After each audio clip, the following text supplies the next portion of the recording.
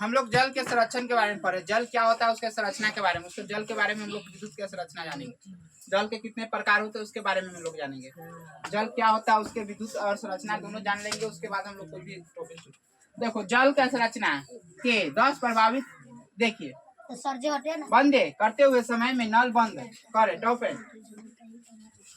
ये देखो हम लोग जल को जो संरचना करते हैं, जल जो होता है, जल 70%, कितना परसेंट? 70%।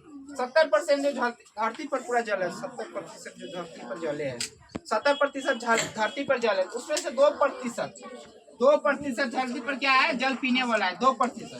10% मतलब इन्हें कितना बच गया? 60% जल जो है खराब जल है जो धरती पर, वो हम लोग जैसे कि खेत में छोड़ते हैं, मतलब आदि कोई भी काम, सिंचाई, कपड़ा धोने में, खाना पकाने में, या कोई भी काम है ऐसा, तो हम लोग क्या करते हैं? छोड़ देते हैं उसमें जल के। पर मुख्य कि इसके 10 भागों में बांटा गया है, जैसे कि इसका 10 वो भाग है, इसमें 10 को कार्य है। इसके पहला कार्य है जल के बंध, दूसरा कार्य जल की वृद्धि, तीसरा कार्य जल के भाव।